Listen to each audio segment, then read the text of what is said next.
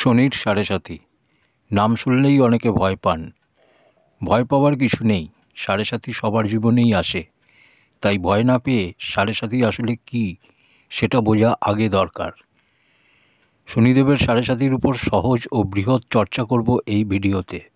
আজ আমরা জানব শনির সাড়ে সাথী আমাদের জীবনে কিভাবে প্রভাব ফেলে ও কি কি ক্ষতি হয়। নমস্কার দর্শক বন্ধুরা, জ্যোতিষ বর্ণনা চ্যানেলে আপনাদের সকলকে স্বাগত। ভিডিওটা ভালো লাগলে চ্যানেলটাকে সাবস্ক্রাইব করে পাশে থাকা বেল আইকনটা টিপে দেবেন। একটা অনুরোধ রইল, ভিডিওটা পুরো দেখবেন, তাহলে সাড়ে সাথী সম্বন্ধে অনেক কিছু তথ্য আপনাদের কাছে ক্লিয়ার হবে। অনেকে বলেন যে তিনি শনির সাড়ে সাথীতে বরবাদ হয়ে গেছেন, কোটিপতি থেকে ভিখিরিপতি হয়েছেন সাড়ে সাথীতে। আকাশে ছিলাম, মাটিতে নেমে এসেছি। আবার কেউ কেউ বলেন শনির সাড়ে সাথীতে আমি জীবনে সব কিছু পেয়েছি। এই দুটো ভিন্ন ভিন্ন মতের মধ্যে আপনি কোনটাকে ধরবেন? কে সত্যি বলছে আর কে মিথ্যে বলছে? আসলে দুজনেই সত্য বলছেন।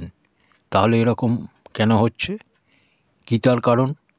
আমি যদি আপনাকে বলি আপনার শনির সাড়ে সাথীতে আপনি এই উপায় করুন, ওই উপায় করুন, তাহলে কি আপনার কার্যসিদ্ধি হবে? না, তাতে আপনার কার্যসিদ্ধি হবে না। কার্যসিদ্ধি করতে হলে আগে আপনাকে জানতে হবে, বুঝতে হবে। সবার প্রথম জেনে নিই বর্তমানে কোন রাশির সাড়ে সাথী চলছে। শনিদেবের গতি অতি মন্থর, তাই তিনি এক একটা রাশিকে পার করতে 2.5 বছর সময় নেন। আর ইনি প্রভাব কেমন দেন? বর্তমানে মকর, কুম্ভ ও মীন রাশিতে শনির সাড়ে সাথী চলছে। মকরের শেষ ঢাইয়া, কুম্ভর মধ্য ঢাইয়া ও মীন রাশির প্রথম ঢাইয়া চলছে। আপনার রাশির দ্বাদশ ঘর, আপনার রাশি ও আপনার রাশি থেকে দ্বিতীয় ঘর যখন ইনি থাকেন তখন আপনার সাড়ে সাথী চলে, অর্থাৎ 2.5 বছর, 2.5 বছর, 2.5 বছর, মোট 7.5 বছর। শনির ঢাইয়া কি করে হয়? শনিদেব যখন আপনার চতুর্থ ও ষষ্ঠ ঘরের সাথে সম্বন্ধ তৈরি করে তখন হয় শনির ঢাইয়া। আমরা অনেকেই জানি যে একটা রাশির নির্মাণ কি করে হয়। একটা রাশির 9টা চরণ হয়। এই 9 চরণ কি? একটা রাশির নির্মাণে 2.25 নক্ষত্র লাগে। 27 নক্ষত্রের মধ্যে 2.25 নক্ষত্র।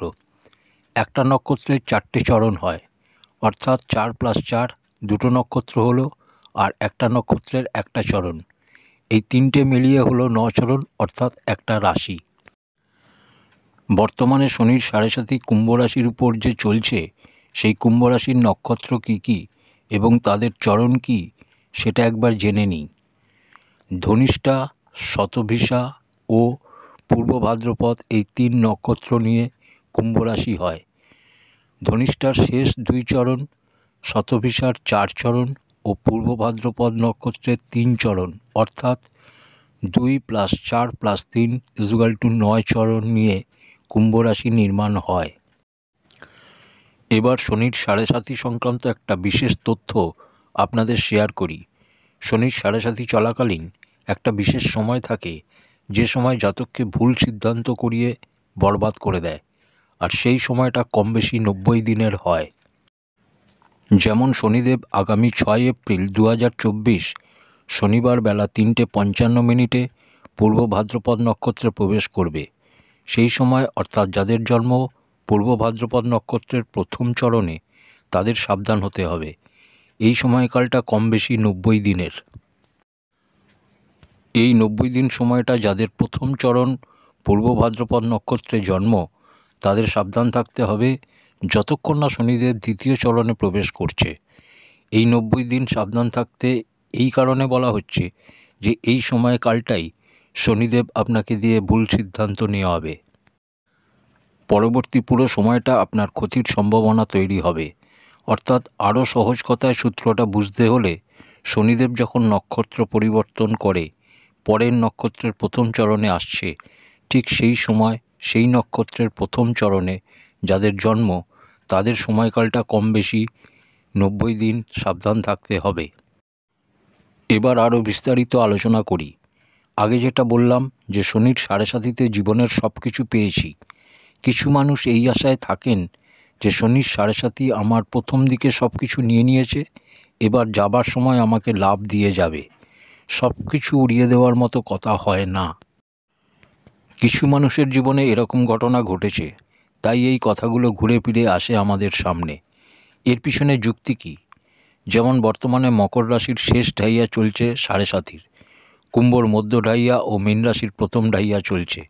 অর্থাৎ আগে শনিদেব যখন রাশি পরিবর্তন করে কুম্ভ থেকে মীন রাশিতে যাবে, তখন মকর রাশির সাড়ে সাথী শেষ হবে, তখন কুম্ভ রাশির শেষ ঢাইয়া হবে ও মেষ রাশির শনির সাড়ে সাথীর প্রথম ঢাইয়া শুরু হবে। এবার কিছু জ্যোতিষীয় মত আপনাদের সামনে রাখছি, আর তর্কও আপনাদের বোঝাবো।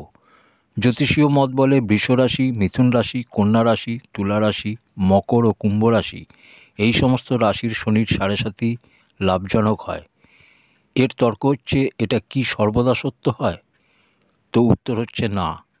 এটা একটা তথ্য, এই রাশিগুলোর মিত্র হয় শনিদেব, কিন্তু সর্বদা লাভজনক হয় এটা পুরোপুরি সত্য নয়। যে জন্মকুণ্ডলিতে চন্দ্র শনিদেবের থেকে তৃতীয়, সপ্তম ও দশম ঘরে বিরাজ করে, অর্থাৎ আপনার কুণ্ডলিতে চন্দ্র যেখানে বিরাজমান, অর্থাৎ আপনার রাশি শনির দ্বারা দৃষ্ট হয়। আমরা জানি শনির 3টে দৃষ্টি, তৃতীয়, সপ্তম ও দশম। শনির দৃষ্টি যদি চন্দ্রের উপর পড়ে অথবা শনির সাথে চন্দ্রমা একসাথে বিরাজমান হয়, তো এই সমস্ত জাতকদের শনির সাড়ে সাথীর কষ্ট সব থেকে বেশি হয়। এই সমস্ত জাতকরা সাড়ে সাথীতে ভয়ঙ্কর কষ্ট পায় এবং মানসিক কষ্টও পায়। যাদের কুণ্ডলিতে শনিদেব বক্রী হন কিন্তু উচ্চ হন না, এবং চন্দ্রতে শনির দৃষ্টি পড়ে না, অর্থাৎ চন্দ্রমার সম্পর্ক কোনোভাবেই শনির সাথে হয় না, তো এই সমস্ত মানুষদের শনির সাড়ে সাথী সব কিছু দেয়। এরকম জাতকই সাড়ে সাথীতে জীবনের সব থেকে বেশি সফলতা লাভ করেছে। কেউ যদি সাড়ে সাথীতে বরবাদ হচ্ছে, তো কেন?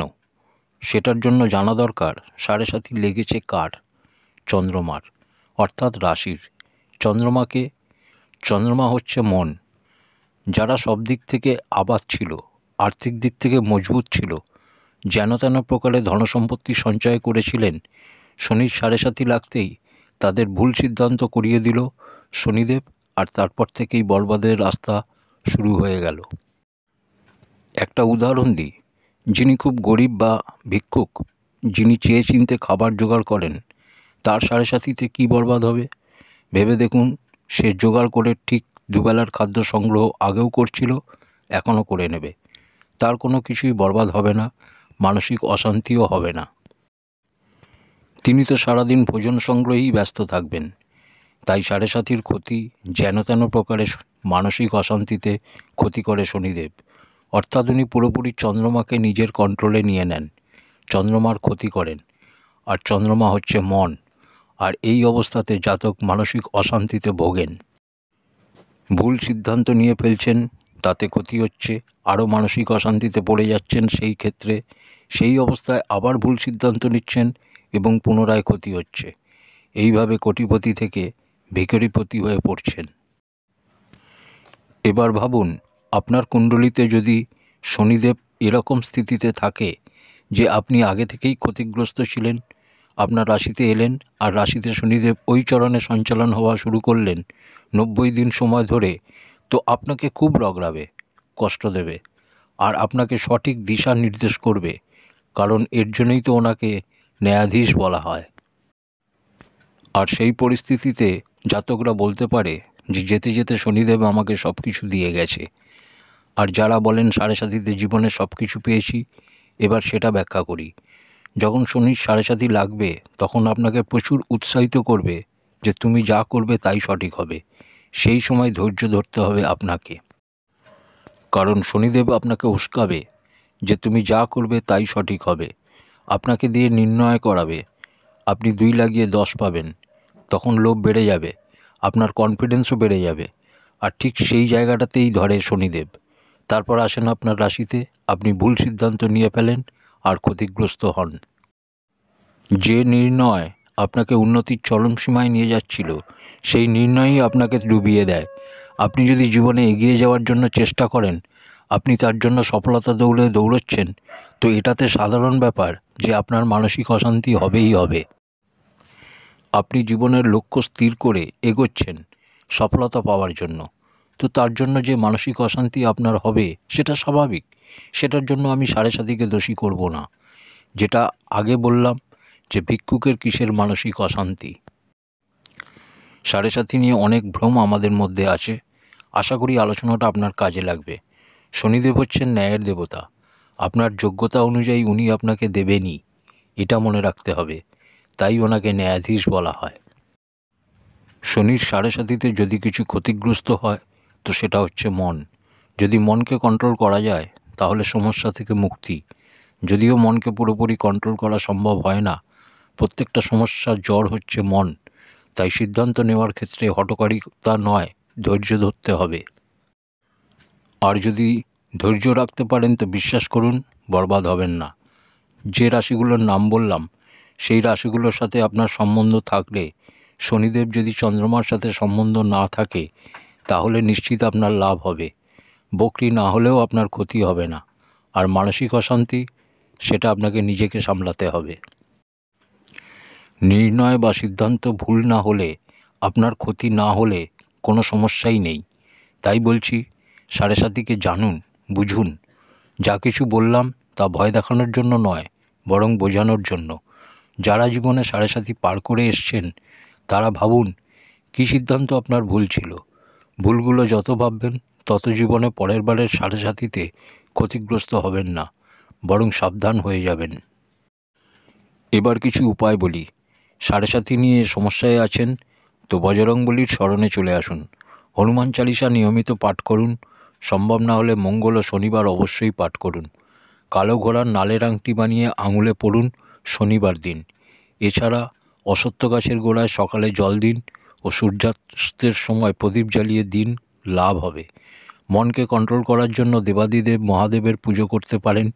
মহাদেবের শরণে এলে মানসিক শান্তি পাবেন। ধন্যবাদ।